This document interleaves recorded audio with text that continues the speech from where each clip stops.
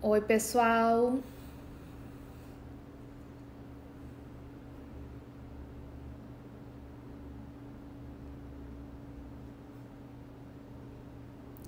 Oi, gente. Tudo bem?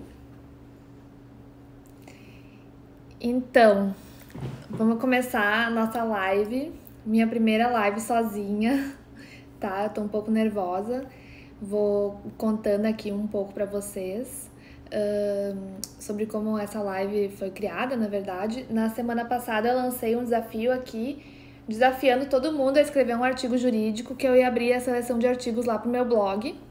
E ao longo da semana eu fui recebendo muitas dúvidas aqui pelo direct de pessoas que não sabiam como escrever e estavam tendo dificuldade.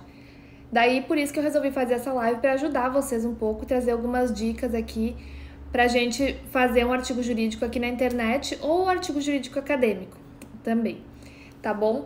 Então vamos começar. Eu botei aqui do lado uma colinha porque realmente hoje eu tô um pouco nervosa, que é a minha primeira live solo. Obrigada, gente, que tá me assistindo, tá? Então, a primeira coisa que eu queria falar para vocês é sobre a diferença da gente escrever um artigo para o Google. Na verdade, um artigo que a gente vai publicar num blog, a gente vai botar ele dentro do Google para se fazer aquela busca. É diferente dos textos que a gente faz para publicar aqui no Instagram. Então, a questão é que a gente vai fazer uma... No Google, as pessoas vão lá para fazer uma busca. As pessoas geralmente... Sim, eu tô um pouquinho nervosa, tá? Daqui a pouquinho eu vou... Vai melhorando, tá? Então vamos lá, vamos começar. Então, voltando ao assunto, eu tava falando pra vocês sobre a diferença do Google e do Instagram. O Google, então, ele é um buscador diferente do Instagram, que no Instagram as pessoas não entram no Instagram e vão lá fazer uma pergunta. Por exemplo, aqui na área de família, as pessoas vão perguntar como fazer um contrato de união estável. A gente não vai encontrar isso no Instagram, mas as pessoas geralmente buscam isso no Google. Então, por isso que é importante a gente estar no Google, porque um cliente nosso, ele vai fazer aquela pergunta, ele vai encontrar o nosso nome ali e ele pode vir a entrar em contato com a gente. Então, por isso que é importante, a gente, advogados, a gente não pode fazer publicidade, então a nossa publicidade, a maneira de a gente mostrar para os nossos clientes que a gente sabe alguma coisa é por meio da produção de conteúdo. Então, eu sei que muita gente tem perfil jurídico aqui no Instagram, que a gente vai postando conteúdo todos os dias, mas é importante também a gente ter um outro meio de se buscar, que é o Google, então, que é essa oportunidade que eu tô abrindo para vocês para postarem artigos lá no meu blog. Eu criei o blog, eu tô tendo vários acessos, inclusive fiquei impressionada com o número de pessoas que têm buscado dúvidas jurídicas. Então, dentro do blog, a gente vai fazer, na verdade, os artigos voltados para o público leigo. Então, por isso que diferente, a gente vai falar sobre dois tipos de artigos. O artigo pro blog, os artigos para a internet e os artigos acadêmicos. Então, os artigos que a gente faz para a internet, a gente vai buscar sempre fazer uma linguagem mais fácil para que as pessoas possam entender. Tanto aqui no Instagram, como também num blog. Então, a gente vai sempre buscar... Eu pensei num exemplo muito legal, que eu estava escrevendo um texto sobre isso esses dias. A gente sempre tentar trocar as palavras jurídicas por palavras mais fáceis de se entender. Como, por exemplo, assim, para o público leigo, a gente vai falar... Quando uma pessoa, por exemplo, não pode ter filhos, e ela vai buscar uma outra pessoa para fazer a gestação no seu lugar, como que a gente fala? Então, se a gente for falar para o público leigo, a gente vai falar barriga de aluguel. Agora, se a gente for escrever um artigo jurídico, a gente vai utilizar a expressão útero por substituição. Então, a gente tem que ter essa visão sempre. Eu vejo que muitos advogados têm dificuldade nessa questão também aqui no Instagram. A gente sempre utilizar... A gente está muito acostumado a usar a linguagem jurídica, a escrever as nossas petições, que a gente acaba escrevendo aqui também. Por isso que a gente acaba tendo mais uma conexão com os próprios advogados. Mas a gente tem que sempre buscar uma linguagem mais informal para trazer para os nossos clientes. Gente, se vocês estão gostando, por favor, me digam aqui, eu mandei alguma coisa para mim poder saber se tá legal o nosso bate-papo, tá?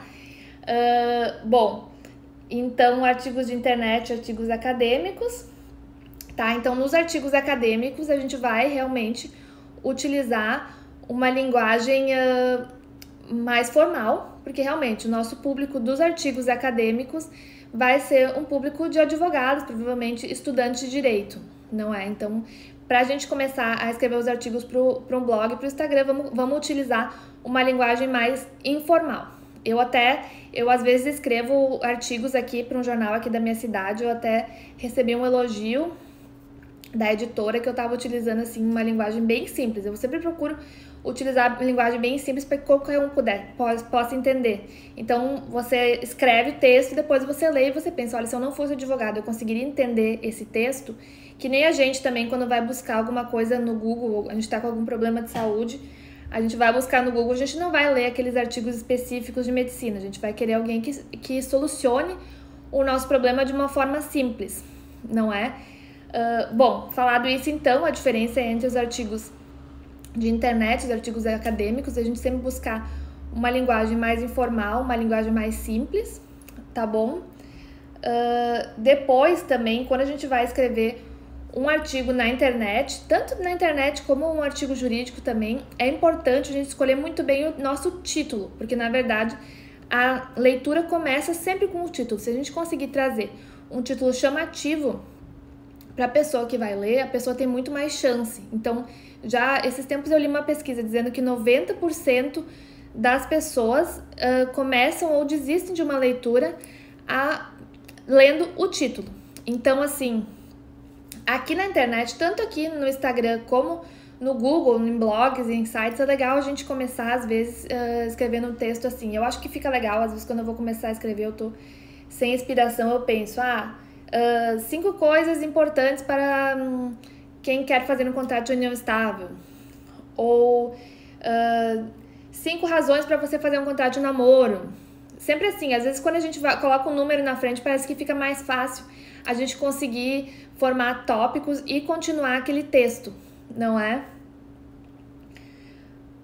Falando agora sobre citações também. É um tema muito importante da gente falar. Então, assim, aqui na internet é muito importante, sempre que a gente utilizar uma citação de alguém, a gente citar a fonte, porque aqui realmente é muito fácil a gente encontrar um plágio. Então, quando a gente bota um texto aqui, uma frase de alguém que já falou aquilo, é muito fácil de encontrar no Google, não é? Então, é importante a gente sempre colocar entre aspas as citações. Eu gosto muito, eu indico para vocês fazerem também, eu escrevo meu texto, eu vou procurar sempre a jurisprudência. E dentro do meu texto, eu às vezes gosto de botar alguma frase do desembargador ou de quem proferiu aquela sentença, porque eu acho que fica assim, dá uma mudada no texto, ele não fica aquele texto chato, escrito só por uma pessoa. Mas lembrando sempre que quando a gente for escrever um artigo acadêmico, as citações elas podem ser de no máximo 3 linhas, entre aspas. E se a gente for fazer uma citação maior, a gente pode até fazer, daí a gente vai colocar mais pro ladinho e vai diminuir a letra, tá bom? Então, isso são coisas que a gente tem que observar. Ou então, a gente pode até utilizar uma frase de algum autor, mas a gente muda um pouco a frase para que não fique aquela frase exatamente igual, mas a gente sempre fala, olha, eu me inspirei em tal pessoa, ou não sei o que, não sei o que lá. Sempre utilizar, sempre dizer de onde que a gente tirou a fonte é importante, tá bom? Outra coisa importante também aqui para quem está escrevendo artigos na internet aqui, e diferente dos artigos jurídicos. Aqui na internet, o ideal é que a gente sempre utilize parágrafos curtos. Então, eu sempre procuro... no início eu não sabia disso, quando eu comecei a escrever aqui no Instagram, eu fazia vários textos longos, e depois estudando mais a fundo um pouco sobre o conteúdo na internet, assim, o ideal é que a gente escreva textos de até parágrafos de até 3 linhas, que daí fica muito mais fácil. Se a pessoa se depara com um bloco de texto, a pessoa já fica com aquela preguiça de ler, já não vai ler todo o seu texto. Então, o ideal é que a gente sempre procure fazer uma linguagem simples e parágrafos de até 3 linhas, para que não fique parágrafos longos e a gente possa dar um respiro no meio do texto, tá bom? Gente, se vocês tiverem alguma dúvida, podem ir mandando aqui, tá? E me digam também se estão gostando aqui das dicas, tá?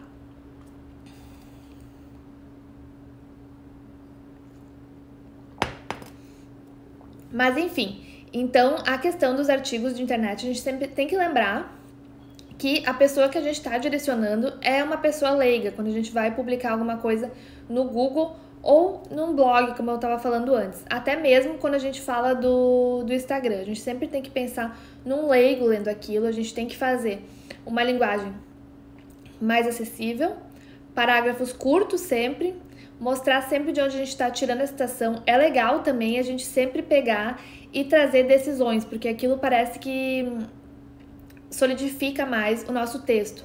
Então, quando a gente está falando que tem uma decisão de um tribunal nesse sentido, parece que dá mais credibilidade ao que a gente está falando e está dizendo que a gente entende um pouco mais da jurisprudência, porque é importante que um advogado sempre esteja atualizado na jurisprudência. Então, é importante também que a gente sempre coloque nos nossos textos as decisões do tribunal e que a gente procure sempre trazer decisões recentes porque a gente seja o primeiro a trazer aquela coisa mais recente e a gente seja mais facilmente encontrado, tá bom? Então, eu falei para vocês que eu ia dar algumas sugestões de tema, né? Tanto para artigos jurídicos como, eventualmente, para uma monografia de graduação. Se alguém aí é estudante de direito também tá sem ideias de algum tema para fazer, eu vou ler aqui do lado um pouco no meu computador, vou explicar um pouquinho sobre cada tema, porque é bastante coisa que eu separei, tá? Bom, falar sobre... Eu acho muito interessante a gente falar sobre a questão da reprodução assistida. É um tema que eu gosto muito, então eu acho interessante a gente falar sobre o útero por substituição ou a famosa barriga de aluguel. Como eu estava falando antes, quando a gente for utilizar essas expressões, se a gente for utilizar a barriga de aluguel para um público leigo, vai ser muito melhor do que a gente utilizar a expressão útero por substituição, mas não quer dizer que a gente não possa utilizar a barriga de aluguel dentro de um artigo acadêmico, desde que a gente sempre coloque entre aspas e fale, né? A útero por substituição, comumente chamado por barriga de aluguel. Eu acho interessante a gente fazer isso, ou até trazer para o nosso público leigo e dizer, juridicamente, esse assunto é tratado como útero por substituição. Eu acho que é uma matéria muito legal para a gente falar, para fazer um artigo acadêmico sobre isso, tá bom? Depois, outra questão também sobre o direito das sucessões, que muitas pessoas me perguntam e que eu vejo que tem muita dúvida, é a questão de se uma pessoa pode deixar todo o seu patrimônio para um dos filhos. Isso é uma dúvida de muita gente. A gente sempre tem que buscar fazer artigos, tanto na internet como aqui no Instagram, artigos que são dúvidas recorrentes nas pessoas. Então, o direito das sucessões também é uma matéria que as pessoas têm muitas dúvidas, não é?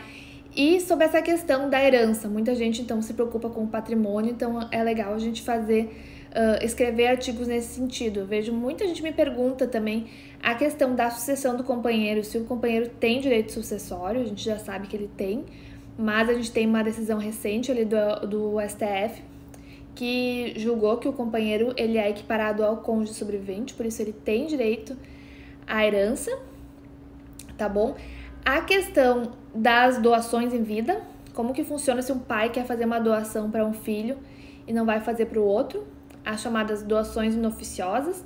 E a gente pode falar também sobre colação e sobre a questão da cota indisponível da herança. Eu acho que isso é uma matéria também legal de a gente falar, que uma pessoa, quando ela tem herdeiros necessários, também a gente pode falar sobre a questão de diferenciação dos herdeiros. Os herdeiros necessários são o cônjuge, os filhos, os descendentes, no caso, filhos, netos, etc., e os ascendentes, que são os pais, avós, etc. Quando uma pessoa tem herdeiros necessários, ela não pode testar todo o seu patrimônio. Ou seja, 50% daquele patrimônio que a pessoa tem é reservado obrigatoriamente para esses herdeiros. Então, a gente tem essa limitação. Tem gente que é contra, tem gente que é a favor, mas o legislador ele fez isso tentando manter o patrimônio dentro da família. Então, por isso que a gente tem essa cota indisponível, a chamada cota indisponível de 50%. Mas daí a gente vai falar quando a pessoa faz uma doação para um filho e ele ultrapassa o valor da cota indisponível. Por exemplo, assim, ele doa 60% de um bem para um filho e o restante dos 40% ficam ali para ser dividido entre os outros. Como que fica isso? Isso a gente chama de doação inoficiosa. Então, a gente tem que fazer uma ação para resolver essa questão. Então, gente que tem bastante patrimônio geralmente tem dúvidas nesse sentido, não é? Outra dúvida que eu recebo muito aqui também é sobre a guarda compartilhada, porque geralmente o que acontece? As pessoas têm o mito de achar que quando a gente estabelece a guarda compartilhada não existe pagamento de alimentos. Então, às vezes, muitos pais querem manter a guarda compartilhada para não ter que pagar os alimentos, mas isso também é um mito do direito de família. Então, independente do regime de guardas, a gente pode ter ou não pagamento de alimentos. Então, é legal também a gente explicar como que é feito o cálculo do pagamento de alimentos, que não é sempre, às vezes as pessoas vêm me perguntar assim, qual que é o valor da pensão alimentícia? Eu digo, gente, eu não sei, porque o valor não é sempre 30%. Ele pode ser 20, pode ser 30, pode ser 40, ele vai ser sempre calculado com base na necessidade de quem recebe e na possibilidade de quem paga. Então esse é um assunto legal também pra gente abordar. A questão dos alimentos é sempre uma questão que muita gente tem dúvida, então é uma questão legal pra gente abordar num artigo. Depois, então, a gente tem a questão da filiação socioafetiva, que é um tema que está vindo muito novo aqui, que eu acho que é bem legal de ser abordado. A questão do valor jurídico do afeto e como que é feito o reconhecimento da filiação socioafetiva. Inclusive, eu acho que o tema mais polêmico aqui é o reconhecimento da filiação socioafetiva pós-mortem. Então, quando a pessoa morre e ela tinha um filho afetivo, esse filho afetivo ele vai atrás dos herdeiros para ver sua filiação reconhecida e ter direito ao recebimento de uma herança. Então é uma questão assim muito controvertida, não é? Porque às vezes a gente vê muitas pessoas agindo de má fé, querendo esse reconhecimento, porque na verdade eles não tinham essa característica de filhos, enquanto outros, claro, eram tratados como filhos e verdadeiramente deveriam ter direito à herança. Mas é um tema que também ele depende muito de prova e é um tema muito frágil e delicado de ser tratado. Então, eu acho que é um tema bem legal também para quem está procurando algum tema aqui para escrever o artigo, tá bom? Deixa eu ver. Outro assunto interessante aqui também sobre a diferença entre casamento e união estável. Gente, muita gente tá vivendo uma união estável e realmente às vezes não sabe, né? Então a gente entra aqui com o namoro, né? Qual que é a diferença entre o casamento, primeiro, a união estável e também sobre o namoro, falando sobre os contratos de namoro também, que estão muito em evidência ultimamente. Então, a união estável ela é reconhecida a partir de um relacionamento público, contínuo e duradouro, com a intenção de constituir família. Daí a gente vai cair em cima dessa intenção de constituir família, como que a gente vai fazer essa comprovação. Não é? Geralmente, se o casal tem filhos, é mais fácil de comprovar a intenção de constituir família. Agora, se o casal não tem filhos, fica um pouco mais complicado. Então, um diz que é namoro, outro diz que é união estável. Daí, se a gente vai aplicar a união estável, já tem a aplicação do regime de bens, já tem a divisão dos bens adquiridos na constância da união. Então, eu acho que é um tema também bem legal da gente tratar. Eu até já fiz alguns posts sobre isso aqui no meu Instagram, porque realmente as pessoas mandam perguntas sobre isso, porque na verdade a gente vive uma linha muito tênue, porque a união estável ela se constitui, ela não tem tempo para se constituir, não é? E daí às vezes a gente tá vivendo uma união estável e não sabe, né? E daí daqui a pouco a gente tem que dar um jeito de dividir o nosso patrimônio e a gente não quer dividir o nosso patrimônio. Então por isso que é importante também a gente falar sobre a importância de se fazer um contrato de união estável como proteção patrimonial. Não é? E também falando sobre o planejamento matrimonial antes do casamento, tanto o planejamento matrimonial como o contrato de união estável nada mais é do que isso, da gente estabelecer como que vai ser a administração e divisão dos bens durante a união, tá bom? Deixa eu ver aqui mais alguns temas que eu coloquei para vocês. Também acho legal a gente falar sobre temas relacionados à filiação, propriamente dito, falar sobre adoção, sobre a importância do processo de adoção e também uma crítica sobre a demora nos processos de adoção, não é? É legal também a gente pegar decisões judiciais. Agora eu me lembrei de um caso que eu li esses dias de uma menina que ela tinha sido colocada para adoção pela família, não é? Eu acho que o pai matou a mãe. Se alguém souber desse caso aí, me ajuda. o pai matou a mãe dela e ela acabou, e a mãe disse que não, o pai matou a mãe, o pai foi preso e a avó então disse que não queria cuidar da menina, a menina acabou indo para um abrigo. E então, nesse abrigo, a menina foi adotada por um casal. A menina passou, se eu não me engano, acho que foi 7 anos com esse casal, até que o pai faleceu na prisão e a avó veio querer a guarda da menina também por causa de dinheiro, não é? E o tribunal, eu não sei de que estado que foi, mas o tribunal tirou a menina dessa família, que na verdade não tinha sido terminado o processo de adoção, por isso que eu tô falando na demora do processo de adoção. O processo de adoção não tinha terminado, ela estava na guarda provisória, então com essa família já há 7 anos. Eles retiraram a menina para voltar com a avó biológica. Então, assim, eu fiquei bem chocada com essa decisão, mas, mais uma vez, falando sobre a demora dos processos judiciais e principalmente dos processos de adoção, que na verdade a gente também tem que falar sobre a proteção da criança, o princípio do melhor interesse da criança, que a gente sempre tem que colocar a criança em evidência dentro dos processos, não é? Bom, vamos lá. Outro assunto interessante também que uma seguidora hoje me mandou pelo direct, também ela me perguntou se os filhos que estão na faculdade têm direito à pensão alimentícia. Então a gente tem algumas decisões aí do tribunal que garantem o direito aos filhos que estão na faculdade até os 24 anos, mas também é uma questão controvertida. A gente tem que sempre sopesar a necessidade e a possibilidade. Também é uma questão muito interessante da gente falar, né? Buscando essa decisão e mostrando essa decisão no nosso texto.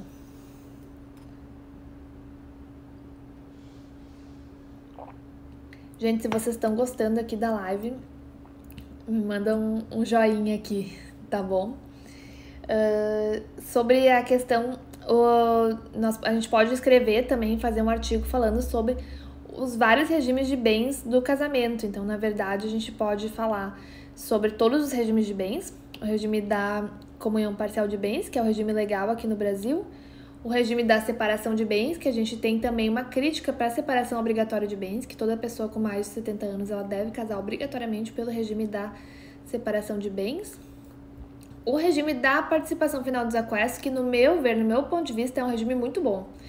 Hoje em dia, eu penso que talvez se eu fosse casar, casaria por esse regime, tá? E o regime da comunhão universal de bens. Então, a gente pode abordar as particularidades desses regimes também, também abordando questões que a gente não sabe que são partilhadas. Por exemplo, o regime da comunhão parcial de bens, os frutos de bens próprios, eles devem ser partilhados pelo casal. Ou seja, se o homem, por exemplo, tiver um apartamento e antes do casamento, casar, e durante o casamento ele for recebendo aluguéis desse apartamento, esses aluguéis eles vão ter que ser partilhados. Mesmo que ele compre alguma coisa, algum bem com esse dinheiro, esse valor vai ter que ser partilhado, tá bom? Depois a gente pode abordar toda a questão do direito de família extrajudicial, que tem bastante coisa pra gente falar também. Falar sobre o divórcio extrajudicial, quais que são as vantagens da gente utilizar o divórcio extrajudicial. Também falar sobre o pacto antinupcial, porque toda vez que a gente for casar e o regime de bens não for o regime legal no Brasil, que é o regime da comunhão parcial de bens, a gente vai ter que fazer um pacto antinupcial. E, inclusive, nesse pacto antinupcial, a gente pode determinar o regime de bens híbrido, em que o casal vai poder determinar como que ele quer que seja o seu regime de bens durante o casamento. Então, o regime de bens híbrido também é uma questão muito interessante pra gente falar, que às vezes as pessoas não sabem que existe, não é? E sobre o divórcio extrajudicial, também o passo a passo do divórcio extrajudicial, assim como o inventário extrajudicial, tá bom? O inventário extrajudicial e também o inventário negativo, que às vezes as pessoas não sabem que existe esse tal desse inventário negativo, que é aquele que a gente faz quando a pessoa não tem bens, mas tem dívidas, que a gente faz então um inventário negativo para demonstrar que essa pessoa faleceu, não é? E a gente tem aquele título caso alguém vier cobrar algum valor dela. Tá? Falando sobre o direito das sucessões, a gente pode falar ainda sobre testamentos, como se fazer um testamento, quais são os tipos de testamentos, falar também sobre a questão do regime de bens dentro do direito sucessório. Também é uma questão bem interessante da gente falar sobre a influência do regime de bens no direito sucessório. Também foi uma questão que eu recebi esses tempos de uma seguidora, se os herdeiros eles respondem pelas dívidas deixadas pelo falecido. Então isso às vezes é uma questão que as pessoas querem saber e que é importante a gente responder. A gente sempre tem que pensar em quais perguntas as pessoas querem saber para poder responder no nosso texto, no nosso artigo que a gente vai publicar na internet. A gente sempre tem que fazer uma pergunta como se fosse um público leigo, não é?